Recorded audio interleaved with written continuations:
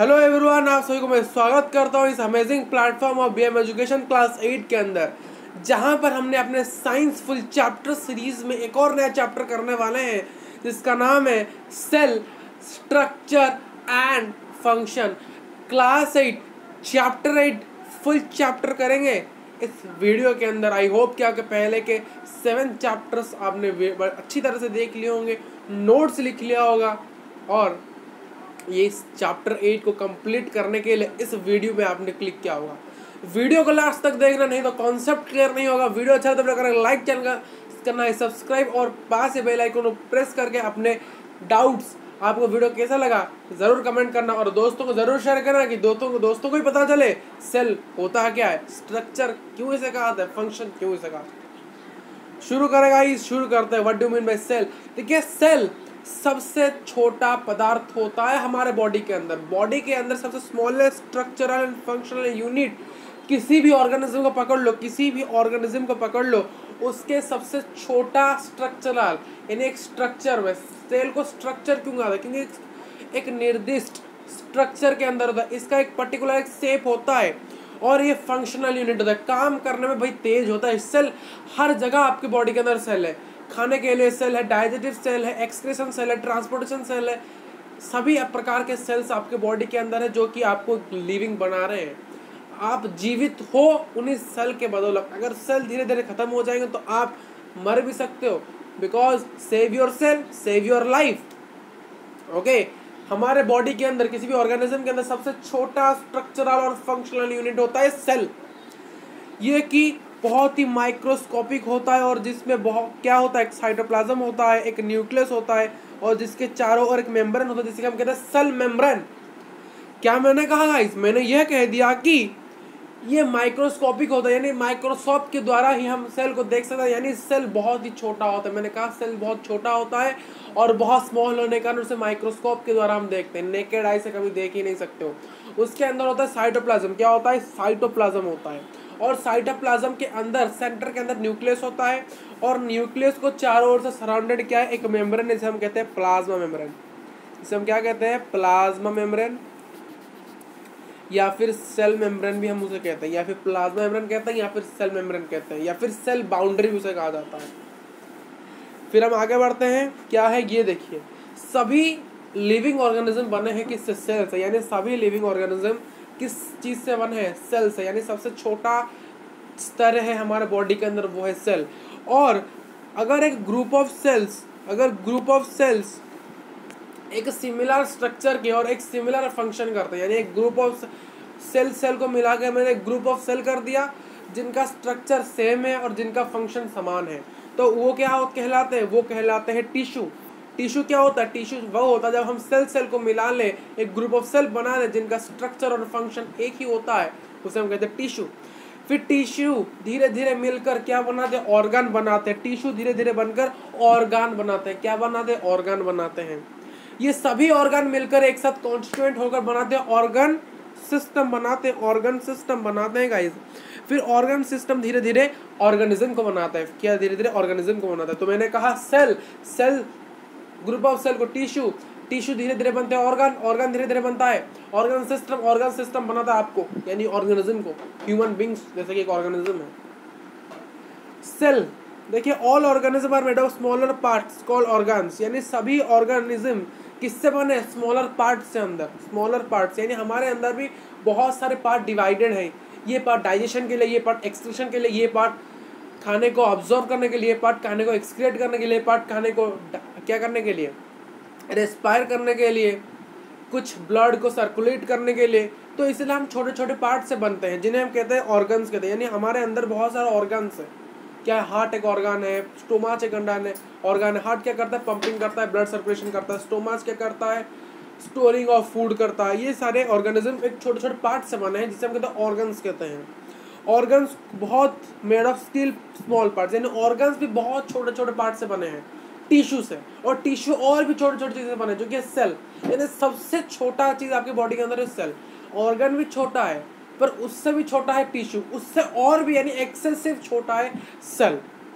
The smallest living part of the organism is cell. यानी सबसे छोटा ऑर्गन है आपका बॉडी का और एक लिविंग ऑर्गेनिज्म का सबसे छोटा पार्ट है सेल। और सेल को पहली बार ऑब्जर्व किया गया था कुर्क के फॉर्म, यानी हनी बी का छत्ता जिस प्रकार से होता है उसी प्रकार वो दिखता है कुर्क, जिसको पहली बार किसने डिस्कवर किया था? रॉबर्ट हुके ने 1665 के अंदर। ये सेल्स के बहुत सारे वैरायटीज होते हैं, बहुत सारे वैरायटीज और शेप्स होते हैं, ठीक है। और नंबर ऑफ सेल्स वैरी करते हैं ऑर्गेनिज्म का, यानी एक ऑर्गेनिज्म के पास ये पर्टिकुलर अगर सेल एग्जिस्ट करता है तो वहीं एक और ऑर्गेनिज्म के पास वो नहीं होगा, इसलिए सेल्स भी वैरीज करते हैं ऑर्गेनिज्म से ऑर्गेनिज्म के ऊपर।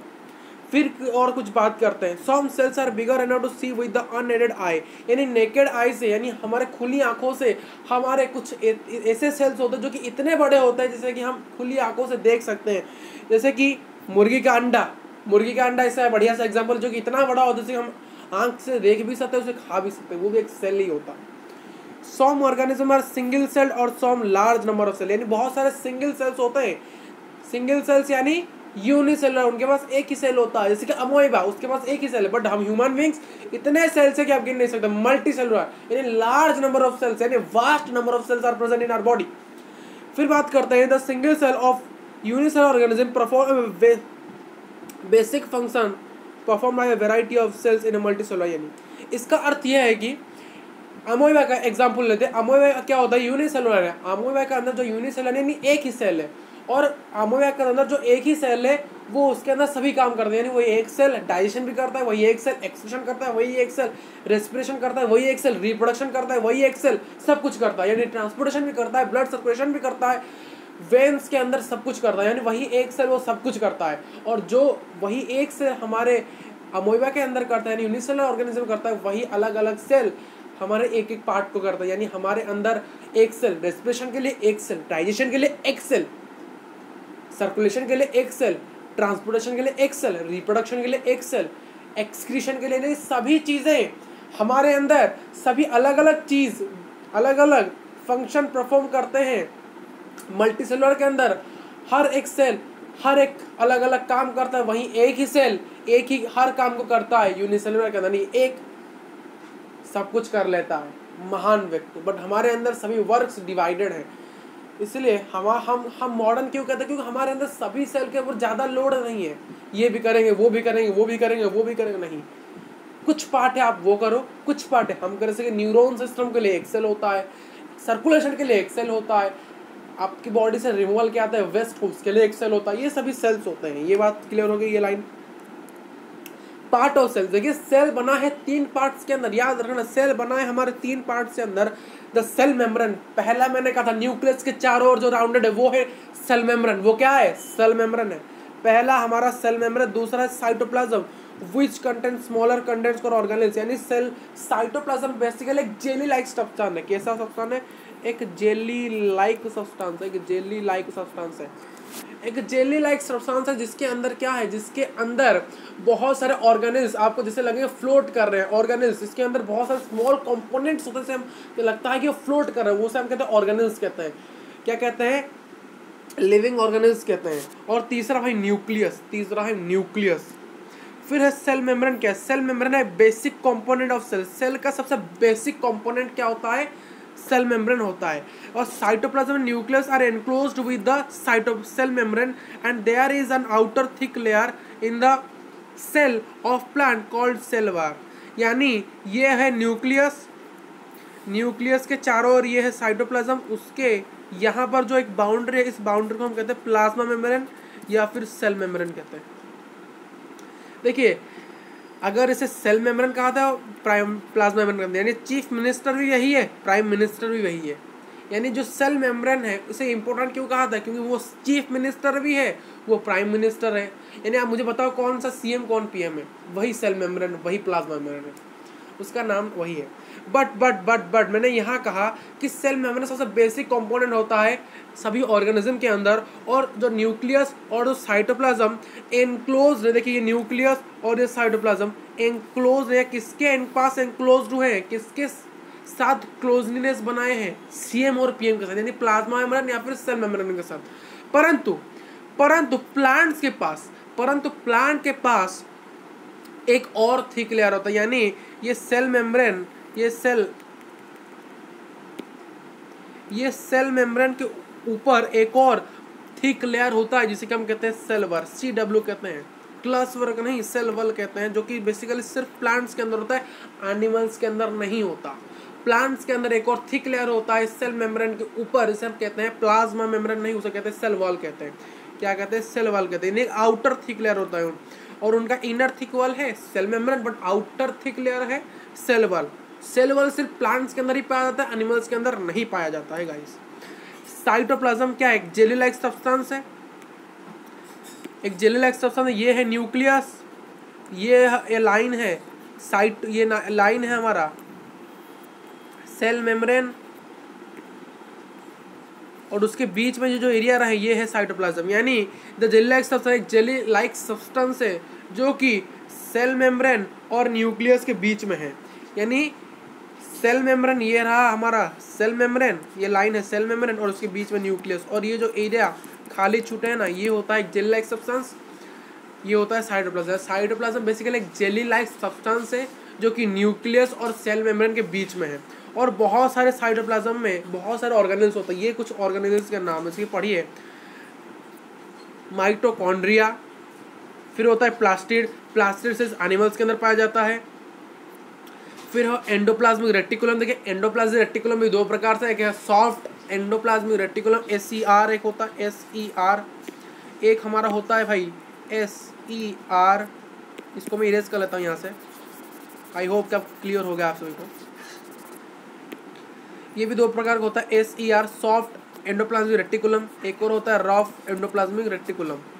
फिर होता है राइजोसोम, फिर होता है लाइसोसोम्स, फिर होता है वैक्यूल्स, फिर गोल्गी बॉडी भी कहा जाता है, इसे गोल्गी अपैरेटस भी कहा जाता है, गोल्गी अपैरेटस भी कहा जाता है। अगर आप गोल्गी बॉडी याद नहीं रख पा रहा, गोल्गी अपैरेटस भी कहा जाता है।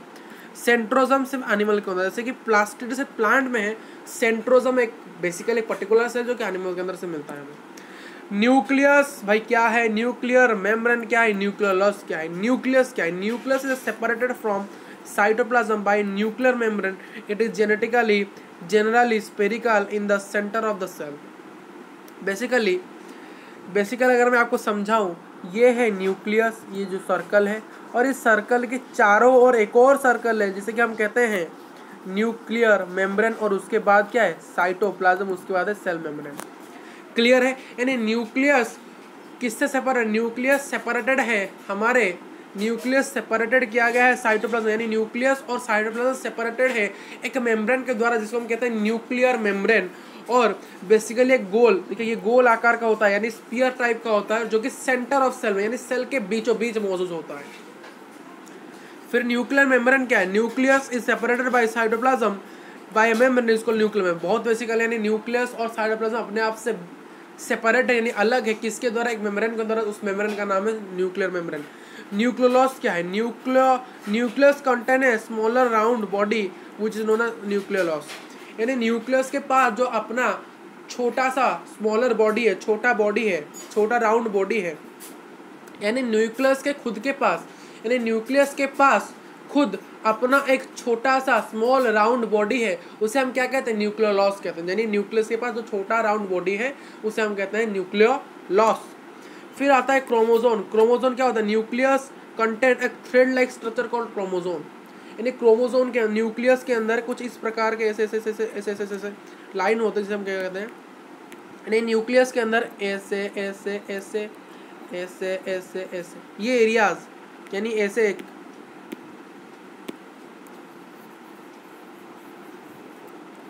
ये न्यूक्लियस है, न्यूक्लियस ये राउंड न्यूक्लियस है, और ये जो बीच वाले लाइन है क्रोमोसोम्स। यानी न्यूक्लियस के पास कुछ थ्रेड लाइक स्ट्रक्चर्स है। क्या है? थ्रेड लाइक स्ट्रक्चर्स, जिन्हें हम कहते हैं क्रोमोसोम्स, जिनके पास क्या होता है? जीन्स होता है। जैसे कि ये है DNA, देखिए क्रोमोसोम के अंदर DNA होता है, और DNA के एक सेगमेंटेड को, यानी DNA के इस सेगमेंट को हम कहते हैं जीन, और वो जीन ही हमें हेल्प करता है इनहेरिटेंस के लिए। आपके पापा कैसे थे, आपके मदर कैसे थे, वो उनमें आपके फादर में और मदर में जो सिमिलरिटीज़ हैं, उनमें से कुछ सिमिलरिटीज़ आपके पास है। क्यों है? उन जीन्स के कारण, उन जीन्स के कारण। यानी वो जो जीन्स होते हैं वो आपके इनहेरिटेंस कैरी करते हैं, यानी आपके पेरेंट्स से इनहेरिटेंस होता है, यानी इनहेरिट करते हैं अपने पेरेंट्स से जो कि या फिर कैरेक्टर हो सकता है पेरेंट्स यानी अपने पेरेंट्स से कैरेक्टर को, अपने पेरेंट्स से जो कैरेक्टरिस्टिक्स आपके पेरेंट्स में से जो कि धीरे धीरे आपके अंदर भी कुछ आते हैं, वो कैसे आते हैं, जीन्स के द्वारा आती है। और जीन्स कहाँ पर है, डीएनए के अंदर है। डीएनए कहाँ पर है, क्रोमोजोम के अंदर। क्रोमोजोम कहाँ पर है, न्यूक्लियस के अंदर है। यानी न्यूक्लियस के अंदर क्रोमोजोम, क्रोमोजोम के अंदर डीएनए, डीएनए का एक सेगमेंट का अंदर जीन, और जीन के पास है इनहेरिटेंस, जो कि आपके कैरेक्टर को डिफाइन करता है, जो कि आपके पेरेंट्स से आपके पास आता है, पेरेंट्स टू ऑफस्प्रिंग।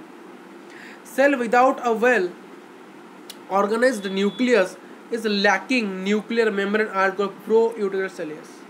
यानी कुछ सेल्स ऐसे भी होते हैं जिनके पास एक बढ़िया सा वेल डिफाइंड न्यूक्लियस नहीं होता, यानी उनके पास वो लैक करते हैं न्यूक्लियर मेम्ब्रेन, उसके पास न्यूक्लियर मेम्ब्रेन नहीं होता है। इनको हम कहते हैं प्रोकैरियोटिक सेल्स। प्रोकैरियोटिक सेल्स यानी जिनके पास अच्छा सा न्यूक्लियस नहीं है, अच्छा सा न्यूक्लियस नहीं है। जैसे कि अमोइबा भाई, अमोइबा, लेइशमानिया, इनके ये सब प्रोकैरियोटिक सेल्स हैं। ठीक। Plant cell differ from animal cell in having additional layer called a cell membrane termed around cell wall। देखिए प्लांट सेल एनिमल सेल अपने आप में बहुत डिफरेंट है। क्यों डिफरेंट है? देखिए प्लांट सेल, देखिए एनिमल के अंदर क्या न्यूक्लियस, उसके चारों ओर के साइटोप्लाज्म, उसके चारों ओर एक सेल मेम्ब्रेन, पर प्लांट के अंदर एक और थिक लेयर होता है जिसे हम कहते हैं सेल वॉल। वही चीज प्लांट्स और एनिमल को डिफरेंट बना देता है। Coloured bodies called plastid are around in plant cells only. यानी कलर्ड बॉडीज होता है, ग्रीन कलर का एक कलर्ड बॉडीज, एक कलर हुआ पदार्थ, एक कलर हुआ बॉडीज होता है जो कि प्लांट के अंदर पाया जाता है, जिसे हम कहते हैं प्लास्टिड्स कहते हैं। और ये ग्रीन कलर के प्लास्टिड, देखिए प्लास्टिड भी बहुत कलर के होता है, एक तो ग्रीन होता है, एक ब्राउन होता है। और जो ग्रीन कलर के प्लास्टिड होते हैं उन्हें हम क्लोरोफिन, जिसके अंदर क्लोरोफिन होता है, और उसके पास क्लोरोफिन होने के कारण उसे कहते हैं क्लोरोप्लास्ट। क्या कहते हैं? क्लोरोप्लास्ट। ठीक। देखिए प्लांट सेल, देखिए प्लांट सेल के पास एक बड़ा वैक्यूल होता है, बट एक number of small vacuoles animals के अंदर। देखिए प्लांट सेल के पास एक सेंटर के अंदर एक बहुत ही बड़ा वैक्यूल प्रेजेंट है, बहुत ही बड़ा वैक्यूल प्रेजेंट है। परंतु एनिमल्स के अंदर वैक्यूल्स होते हैं, बट बहुत सारे वैक्यूल्स एनिमल के अंदर है, और वो छोटे छोटे वैक्यूल्स क्या है सर? ऑर्गेनिल्स है, मैं बताया ऑर्गेनिल्स सही है, क्या है? ऑर्गेनिल्स है। और बहुत सारे छोटे छोटे वैक्यूल्स ऑर्गेनिल्स जो कि एनिमल सेल्स के अंदर है, बट प्लांट्स के पास एक ही बहुत बड़ा सेंट्रल वैक्यूल है। देखिए साइज ऑफ सेल, देखिए साइज ऑफ सेल बहुत ही स्मॉल होता है, एक मिलियटॉन्स ऑफ मीटर्स, यानी एक मीटर से भी बहुत ही मिलीमीटर या फिर माइक्रो के अंदर वो बहुत छोटा होता है, एक्सेसिव छोटा।